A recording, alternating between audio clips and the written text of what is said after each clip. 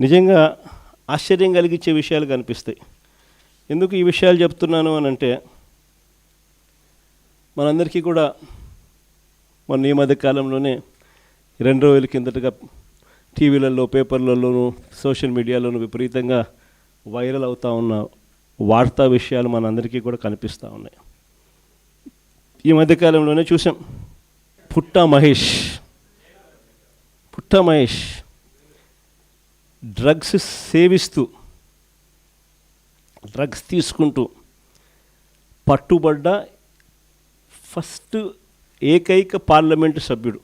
ఇంతవరకు పార్లమెంటు సభ్యుల చరిత్రలో ఈ మాదిరిగా డ్రగ్స్ తీసుకుంటూ, ఈ మాదిరిగా బుక్ అయిన వ్యక్తి పార్లమెంటు చరిత్రలో లేడు.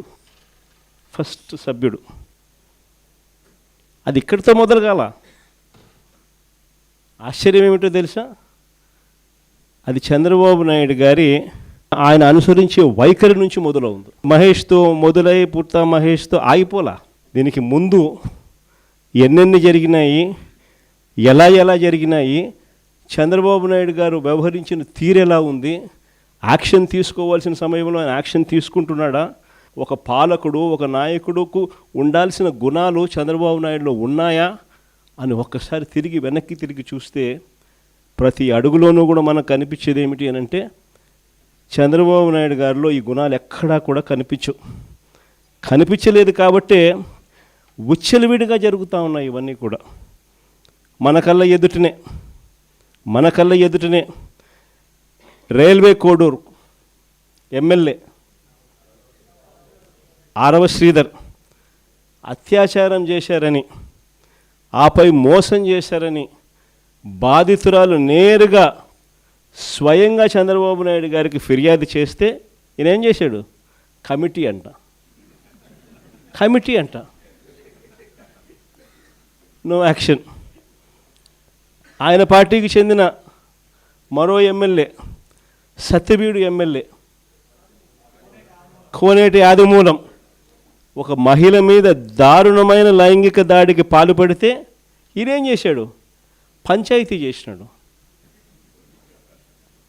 No action. కేజీబీవీ మహిళా ప్రిన్సిపల్ మీద వేధింపులకు పాల్పడ్డ ఆముదాల వలస టీడీపీ ఎమ్మెల్యే కూనా రవికుమార్ మీద ఏం యాక్షన్ తీసుకున్నాడు? No action. మహిళలకు అశ్లీలంగా వీడియో కాల్స్ చేసిన గుంటూరు ఈస్ట్ ఎమ్మెల్యే నజీర్ అహ్మద్ మీద ఏం యాక్షన్ తీసుకున్నాడు? ఆ వీడియోలు వైరల్ అవుతూ ఉన్నాయి, కంటికి కనపడతా ఉన్నాయి. ఎమ్మెల్యే చేస్తూ ఉన్నాడు, ముఖ్యమంత్రిగా నువ్వు ఉండవు, నీ పార్టీకి చెందిన నీ ఎమ్మెల్యే ఈ మాదిరిగా చేస్తూ ఉన్నాడు, నువ్వేం చేస్తూ ఉన్నావు? No action.